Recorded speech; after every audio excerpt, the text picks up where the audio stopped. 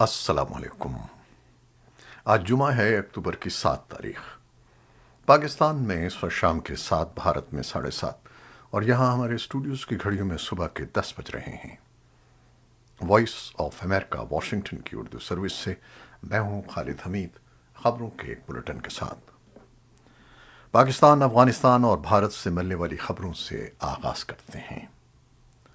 پاکستان کے وفاقی وزیر داخلہ رانا ثناء اللہ نے کہا ہے کہ عمران خان کے لانگ مارچ کے خلاف سخت کارروائی کی جائے گی، اور اگر اسلام آباد کی جانب یہ مارچ آیا تو حکومت ہر قیمت پر اسے ناکام بنائے گی۔ اسلام آباد میں پریس کانفرنس کے دوران وفاقی وزیر داخلہ کا کہنا تھا کہ پنجاب اور خیبر پختونخوا میں تحریک انصاف کی حکومت ہے، اور اگر لانگ مارچ میں کوئی سرکاری افسر یا حکومتیں ملوث ہوئیں تو انہیں قانونی نتائج بھگتنا ہوں گے۔ رانا ثناء اللہ نے تحریک انصاف کے سینیٹر سیف اللہ نیازی کو حراست میں لیے جانے کی تصدیق کرتے ہوئے بتایا کہ سیف اللہ نیازی کو پوچھ گچھ کے لیے حفاظت میں لیا گیا ہے۔ اگر ضرورت پیش آئی تو باضابطہ طور پر گرفتاری کی جائے گی۔ تحریک انصاف کا رد عمل فوری طور پر سامنے نہیں آیا ہے، تاہم ان کا کہنا ہے کہ وہ لانگ مارچ کے لیے پوری طرح تیار ہیں۔ پاکستان کی ٹیکسٹائل ایکسپورٹ میں ایک دہائی یا اس سے زیادہ عرصے تک جمود کا شکار رہنے کے بعد گزشتہ چند سالوں میں خاطر خواہ اضافہ ہوا ہے۔ رواں مالی سال کی پہلی سہ ماہی میں ٹیکسٹائل کی خالص برآمدات میں بھی 5% اضافہ ہوا ہے، تاہم بہت سے ماہرین کے مطابق یہ نمو اس سیکٹر کو توانائی کے شعبے میں دی جانے والی بھاری سبسڈیز پر منحصر ہے، اور انتہائی بااثر سمجھے جانے والے ٹیکسٹائل سمیت دیگر 5 بڑے ایکسپورٹ سیکٹر کے برآمد کنندگان اسے ایک بار پھر حاصل کرنے میں کامیاب ہو گئے ہیں، جو تقریباً 100 ارب روپے سالانہ کا بوجھ حکومتی خزانے پر ڈالے گی۔ تفصیلی تجزیاتی رپورٹ اردو ویب سائٹ پر آپ کو مل جائے گی۔ پاکستان کے صوبے خیبر پختونخوا کے سرکاری پرائمری اسکولوں کے اساتذہ کا مطالبات کے حق میں احتجاج جمعے کو دوسرے روز بھی جاری رہا۔ جاری احتجاجی دھرنے کے دوران بھی اساتذہ اور حکومت کے درمیان مسئلے کے حل کے لیے مذاکرات شروع ہوئے، جو تاحال جاری ہیں۔ ایک روز قبل جمعرات کی صبح اساتذہ کا شروع ہونے والا پرامن احتجاجی دھرنا اس وقت پرتشدد ہو گیا جب پولیس اہلکاروں نے مظاہرین پر لاٹھی چارج اور آنسو گیس کے گولے فائر کرنا شروع کر دیے، جبکہ رد عمل میں اساتذہ نے پولیس اہلکاروں پر پتھر پھینکنا شروع کر دیے۔ اس تصادم میں 9 اہلکاروں سمیت متعدد افراد زخمی ہوئے، جبکہ پولیس نے درجنوں افراد کو گرفتار کر کے ان کے خلاف مقدمات درج کر دیے ہیں۔ اساتذہ کے خلاف پولیس اہلکاروں کی پرتشدد کارروائیوں کی سیاسی اور سماجی سطح پر سخت مذمت کی جا رہی ہے۔ افغانستان کے لیے یورپی یونین کے خصوصی ایلچی تھامس نکلسن نے جمعرات کو کابل میں ایک پریس کانفرنس میں کہا کہ طالبان کو یورپی یونین، اقوام متحدہ، افغانستان کے پڑوسی ممالک اور عالمی برادری کے مطالبات کو قبول کرنا چاہیے اور ایک جامع حکومت تشکیل دینی چاہیے۔ انہوں نے مزید کہا کہ افغانستان کے پڑوسی ممالک اس ملک میں سرگرم دہشت گردوں کے بارے میں فکر مند ہیں، اور انہیں شکایت ہے کہ طالبان نے ابھی تک انہیں اس بات پر قائل نہیں کیا ہے کہ یہ گروہ ان کے لیے خطرہ نہیں بنیں گے۔ ایمنسٹی انٹرنیشنل نے نئی دہلی پولیس پر زور دیا کہ وہ ان افغان افراد کو رہا کرے جو ہزارہ کمیونٹی پر حملوں کے خلاف احتجاج کر رہے تھے۔ پولیس نے متعدد مظاہرین کو گرفتار کر لیا۔ ایمنسٹی نے سلسلہ وار ٹویٹس میں کہا کہ ہم دہلی پولیس سے مطالبہ کرتے ہیں کہ وہ افغان پناہ گزینوں کو فوری طور پر رہا کریں، جنہیں افغانستان کے کاج ایجوکیشن سینٹر میں ہزارہ برادری پر ٹارگیٹڈ حملے کے خلاف جمعے کے روز پرامن احتجاج کرنے پر حراست میں لیا گیا تھا۔ اس ایجوکیشن سینٹر پر حملے میں 53 افراد ہلاک ہو گئے تھے۔ ادارے کا کہنا ہے کہ احتجاج کا حق انسانی حق ہے، رعایت نہیں۔ اس پر پابندی کے احتجاج کے مقام، وقت اور انداز کے بارے میں معقول خدشات کے تناظر میں ہونی چاہیے۔ انسانی حقوق کے بین الاقوامی ادارے نے گجرات میں مسلمانوں کی سرے عام پٹائی کے واقعے کی بھی مذمت کی۔ اس نے ایک ٹویٹ میں کہا کہ گجرات پولیس کا مسلمانوں کو بجلی کے کھمبے سے باندھ کر لاٹھی سے ان کی پٹائی کرنا انسانی حقوق کی سنگین خلاف ورزی ہے اور اس سے پولیس کے ہاتھوں قانون کی سراسر بے حرمتی اور تضحیک کا پتہ چلتا ہے۔ اس موقع پر وہاں موجود ہجوم پٹائی پر خوشی کے نعرے لگا رہا تھا۔ پٹائی کرنے والے شخص کی شناخت ہو گئی ہے۔ وہ مقامی کرائم برانچ میں انسپیکٹر ہے۔ حکومت نے اس واقعے کی جانچ کا حکم دے دیا ہے۔ دریا اسنا کرناٹک کے بیدر ضلع میں 15ویں صدی کی ایک مسجد اور مدرسے میں دسہرہ کے جلوس میں شامل افراد جبراً گھس گئے۔ انہوں نے وہاں پوجا کی اور مذہبی نعرے لگائے۔ اس معاملے میں 9 افراد کے خلاف کارروائی کی گئی اور 4 کو گرفتار کیا گیا۔ وہاں سیکیورٹی سخت کر دی گئی ہے۔ حالات معمول کے مطابق ہیں، جبکہ مدھیہ پردیش کے منصور ضلع میں گربا کے پنڈال میں پتھراؤ کرنے کے الزام میں 3 مسلمانوں کے مکانات منہدم کر دیے گئے ہیں۔ انسانی حقوق کے کارکنوں کی جانب سے ان واقعات کی بڑے پیمانے پر مذمت کی جا رہی ہے۔ بھارتی حکام نے جمعے کو بتایا کہ ہمالیائی علاقے میں برفانی تودہ گرنے سے کم از کم 19 افراد کی ہلاکت کی تصدیق ہو گئی ہے۔ خراب موسم کی وجہ سے چوتھے روز بھی تلاش اور امدادی کوششوں میں رکاوٹیں آ رہی ہیں۔ کوہ پیمائی کے تربیت یافتہ افراد اور انسٹرکٹرز کا ایک گروپ شمالی ریاست اتراکھنڈ میں کوہ دربدی کے چوٹی کے قریب منگل کے روز اس تودے کا شکار ہو گیا تھا۔ اب تک 19 لاشیں برآمد ہوئی ہیں۔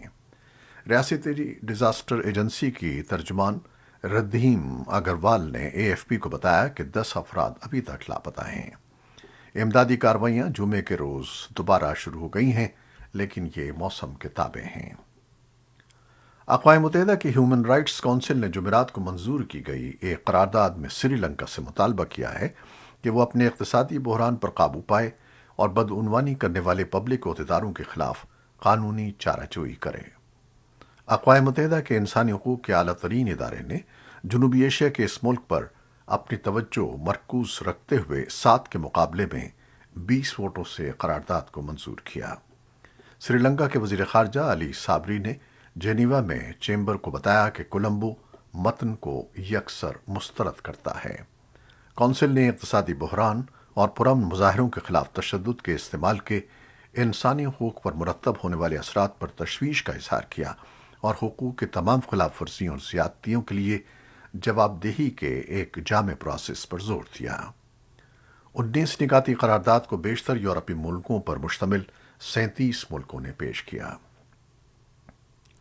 امریکہ کے صدر جو بائیڈن نے یوکرین میں روسی نقصانات پر حکمت عملی سے متعلق جوہری ہتھیاروں کے استعمال کی بات کے تناظر میں جمعرات کی شب کہا کہ عالمی جنگ کا خطرہ 1960 کی دہائی کے اوائل سے اب تک سب سے زیادہ ہے۔ صدر نے نیو یارک میں ڈیموکریٹک سینیٹرز کی انتخابی مہم کی کمیٹی کے لیے ایک فنڈ ریزنگ تقریب میں کہا کہ ہمیں کینیڈی اور کیوبا کے میزائل بحران کے بعد سے عالمی جنگ کے امکانات کا سامنا نہیں ہوا ہے۔ اکتوبر 1962 میں امریکہ اور سوویت یونین اس وقت بظاہر جوہری تنازع کے دہانے پر تھے جب امریکہ کی جانب سے ترکی اور اٹلی میں بیلسٹک میزائلوں کی تعیناتی کے جواب میں سوویت یونین نے کیوبا میں اس طرح کے میزائل متعین کر دیے تھے۔ صدر نے کہا کہ میں روس کے صدر ولادیمیر پوٹن کو اچھی طرح جانتا ہوں۔ جب وہ جوہری یا حیاتیاتی یا کیمیائی ہتھیاروں کے استعمال کی بات کرتے ہیں تو وہ مذاق نہیں کر رہے ہیں۔ برطانیہ کی وزارت دفاع نے جمعے کو ٹوئٹر پر پوسٹ کی گئی ایک انٹیلیجنس اپ ڈیٹ میں کہا ہے کہ قبضے میں لیے جانے والے روسی آلات یوکرین کے فوجی ہارڈ ویئر کا ایک بڑا حصہ ہیں۔ یوکرین نے حملے کے بعد سے ممکنہ طور پر کم از کم 440 روسی مین بیٹل ٹینک اور تقریباً 675 بختر بند گاڑیاں اپنے قبضے میں لے لی ہیں۔ یوکرین کے اس وقت زیر استعمال ٹینکوں کے بیڑے میں سے نصف سے زیادہ ممکنہ طور پر قبضے میں لی گئی گاڑیوں پر مشتمل ہیں۔ اپ ڈیٹ میں کہا گیا ہے کہ روسی عملے کی دستبرداری یا ہتھیار ڈالنے سے پہلے محفوظ آلات کو تباہ کرنے میں ناکامی ان کی تربیت کی صورتحال اور جنگی نظم و ضبط کی کم سطح کو نمایاں کرتی ہے۔ یوکرین کے صدر ولادیمیر زیلنسکی نے جمعرات کو اپنے یومیہ خطاب میں کہا کہ اکتوبر کے آغاز سے لے کر اب تک صرف خیرسن کے علاقے میں نصف ہزار مربع کلومیٹر سے زیادہ علاقہ روسی قبضے سے آزاد کرایا جا چکا ہے۔ یوکرین میں جمعرات کو ایک یوکرینی اہلکار نے بتایا کہ روسی گولہ باری میں زاپورژیا میں رہائشی عمارتوں کو نشانہ بنایا گیا، جس میں کم از کم 2 افراد ہلاک ہوئے۔ زاپورژیا کے گورنر الیگزینڈر اسٹارتوک نے ٹیلی گرام پر پوسٹ کیا کہ حملے کے بعد ملبے میں 5 دیگر افراد پھنسے ہوئے ہیں۔ صدر جو بائیڈن نے اوپیک پلس ملکوں کی جانب سے تیل کی پیداوار کے اہداف میں 2 ملین بیرل یومیہ کمی کے ارادے پر جمعرات کے روز مایوسی کا اظہار کیا، لیکن کہا کہ امریکہ کے پاس متبادل ہیں اور وہ انہیں تلاش کر رہا ہے۔ بائیڈن نے وائٹ ہاؤس میں نامہ نگاروں کو بتایا کہ بہت سے متبادل ہیں، لیکن ہم نے ابھی تک فیصلہ نہیں کیا ہے۔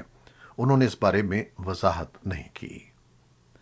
23 ملکوں کے اتحاد اوپیک پلس نے کہا ہے کہ تیل کی پیداوار کو 43.8 ملین بیرل سے کم کر کے 41.8 ملین بیرل یومیہ کر دیا جائے گا اور اس پر نومبر سے عمل درآمد ہوگا۔ مارچ سن 2020 میں کرونا وائرس کے آغاز سے یہ پہلا موقع ہے کہ اوپیک نے تیل کی پیداوار کے اہداف میں کمی کی ہے، اگرچہ تیل پیدا کرنے والے ملکوں کا اتحاد اس سال 3 ملین بیرل کے اپنے اہداف سے کم تیل پیدا کر رہا ہے۔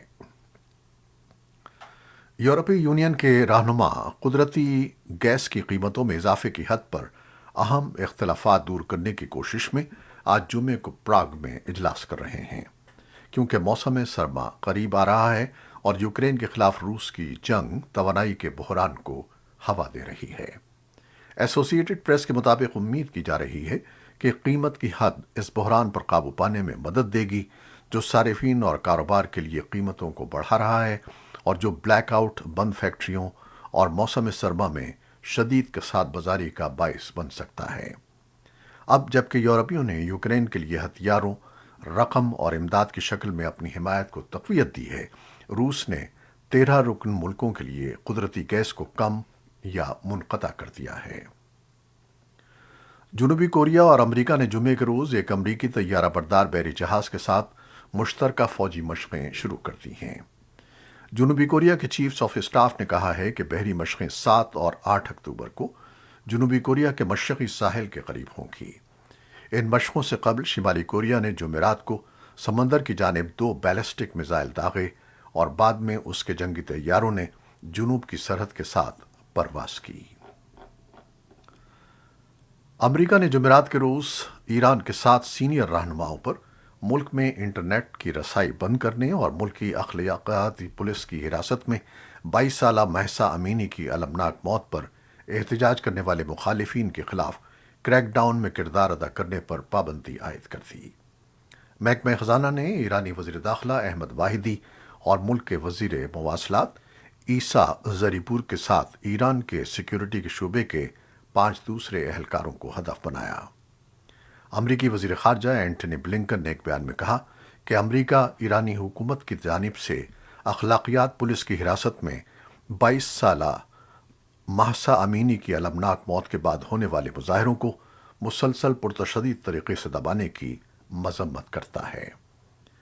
ایرانی سپریم لیڈر خامنئی کہہ چکے ہیں کہ امینی کی موت کے بعد وسیع پیمانے پر ہونے والے مظاہرے عام ایرانیوں کی کاروائیاں نہیں ہیں، اور انہوں نے امریکہ اور اسرائیل کو ان مظاہروں کی منصوبہ بندی کرنے کا الزام عائد کیا۔ یہ تھیں وہ خبریں جو فیس بک لائیو پر ہم نے آپ کے لیے پیش کی۔